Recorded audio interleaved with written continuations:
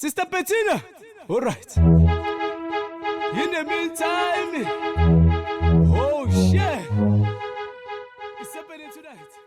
Welcome to the National News Update. In today's segment, we delve into an insightful conversation between Sexwale and Paul Walsh and the renowned freedom fighter and businessman Sexwale from the SMWX podcast. We explore topics ranging from South Africa's political landscape to historical reflections and international relations. Let's dive in. Sexwale, who served 13 years on Robben Island alongside Nelson Mandela, recently revisited his former cell, reflecting on the ANC's current standing, which has fallen below 40% in national votes. He pondered, was it worth it? He emphasized that this decline is a departure from the ideals they fought for during the struggle. Sexwale highlighted Mandela's consultative nature, a trait he believes is lacking in today's leadership. He recounted Mandela's willingness to engage with various constituencies, emphasizing the importance of inclusive dialogue. Emphasizing Mandela's approach, Sexwale stated that peace is made among adversaries and not friends. He advocates for engaging with all sectors of society, including those with opposing views, to foster unity and progress. Sexwale shared his experience in Swaziland and Ukraine during the apartheid era, where he underwent military training for Umkhonto Sizwe. These experiences shaped his perspective on the armed struggle and resilience. Discussing internal dynamics, Sexwale mentioned that President Mbeki received distorted information about President Zuma, leading to internal conflicts. He also expressed disagreement with Julius Malema's departure from the ANC and voiced concerns over Zuma's formation of a new MK party, suggesting it contributed to the ANC's decline in power. Sexwale observed that while the black vote is fragmented, it remains a majority. However, he emphasized that the struggle was for all South Africans, not just one demographic, underscoring the importance of national unity over racial divisions. Sexwale addressed the serious implications of US sanctions on South Africa, highlighting engagements with figures like John Bolton. He stressed the need for careful navigation of international relations, especially under administrations like that of President Trump.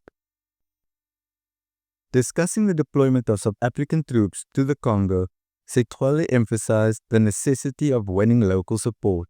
He expressed concern over reports of soldiers returning with signs of torture, highlighting the human cost of such interventions. Reflecting on history, Sexwale spoke about the formation of the Union of South Africa in 1910, which excluded indigenous applicants. The ANC's establishment 2 years later, in 1912, aimed to create an inclusive nation, a vision realized in 1994.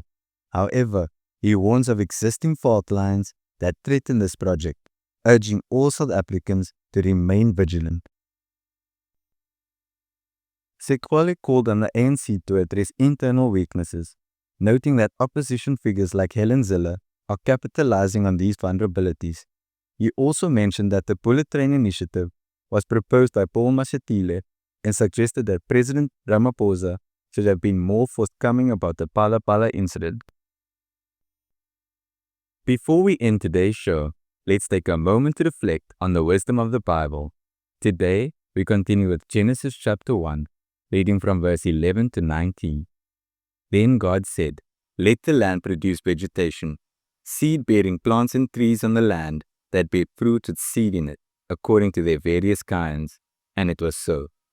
The land produced vegetation, plants bearing seeds according to their kinds, and trees bearing fruit with seed in it, according to their kinds. And God saw that it was good. And there was evening and there was morning, the third day. And God said, "Let there be lights in the vault of the sky to separate the day from the night, and let them serve as signs to mark sacred times and days and years. And let them be lights in the vault of the sky to give light on the earth." And it was so. God made two great lights, the greater light to govern the day, and the lesser light to govern the night. He also made the stars. God set them in the vault of the sky to give light on the earth, to govern the day and the night, and to separate the light from darkness. And God saw that it was good. And there was evening and there was morning, the fourth day.